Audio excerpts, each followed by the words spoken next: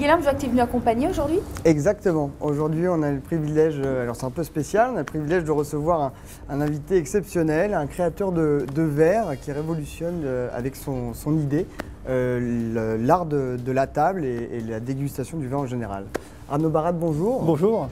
Comment vous êtes venu l'idée de ce verre innovant? C'est lors d'une balade pédestre avec femmes et enfants, l'idée m'est venue de voir un parc éolien, de vouloir transformer l'énergie du vent en mécanique des fluides dans un verre, et donc de créer ces petites choses que vous avez devant vous, c'est-à-dire que j'ai mis une éolienne dans un verre. Je pouvais carafer en quelque sorte le vin sans l'abîmer et sans le fatiguer.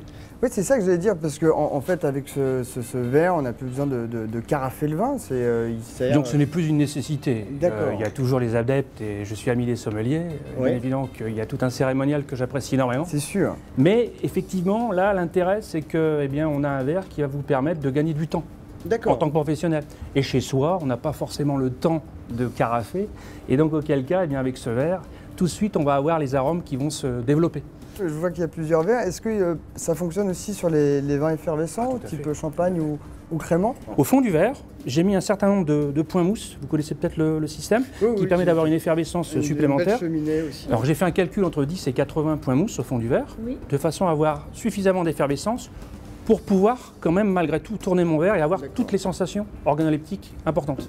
Et donc là, l'intérêt, c'est que je vais toujours avoir de l'effervescence, même au bout de 20 minutes. Alors, vous qui avez travaillé dans les grandes industries de verre, pour la plupart, eux travaillent beaucoup plus l'esthétisme, la finesse du verre.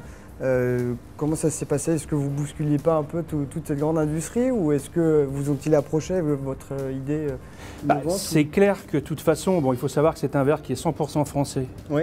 Dans sa conception, dans sa fabrication, j'y tiens. D'accord. Déjà, je me suis appuyé effectivement sur un grand fabricant français.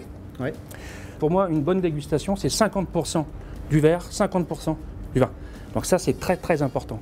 Et donc là, vous avez une finesse qui est relativement intéressante, mais quand même, ce qu'il faut savoir, c'est grâce à mon process, les pales que vous avez à l'intérieur, qui sont donc bien à l'intérieur, vous avez une solidité qui est accrue.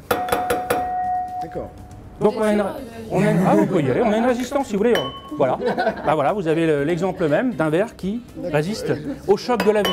Alors, ça résiste au choc de la vie, c'est-à-dire qu'il casse, bien entendu, parce qu'à un moment, si vous voulez, à force de taper dessus, il va casser, puisque le verre a une mémoire.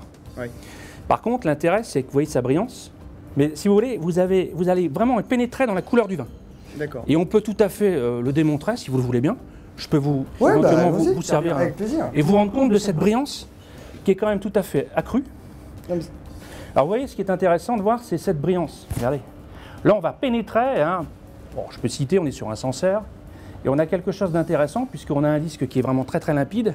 On arrive à pénétrer dans cette couleur, vous voyez, qui est un petit peu vert d'eau, très sympathique. L'intérêt, c'est que déjà, au premier nez, sans avoir tourné, on a quelque chose d'assez intéressant au niveau développement. L'intérêt, c'est que quand j'ai servi, j'ai tapé sur le dôme au fond du verre, qui a donc excité en quelque sorte les molécules de vin et donc développé les arômes.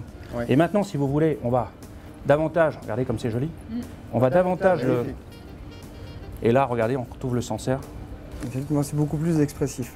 Ah oui. Et il est important qu'on se fasse plaisir, et c'est surtout la personne, le client final en quelque sorte, qui va donc déguster, qui va vraiment se faire plaisir. Et les retours que j'ai d'ailleurs sur mon site, c'est très sympa parce que j'ai des gens qui ont testé, qui m'ont commandé 2 verres par-ci par-là, qui me recommandent après derrière parce qu'ils ont trouvé ça très très sympa. Alors donc ils font des comparatifs, mon verre avec un autre verre. Et là j'ai les retours très très positifs et ça me fait extrêmement plaisir. Et puis bon, on va faire un petit cocorico quoi, un verre français quoi. Exactement. Merci de votre accueil, ça me fait extrêmement plaisir de partager avec vous ce moment de convivialité. Merci beaucoup Arnaud Barat. Merci à vous.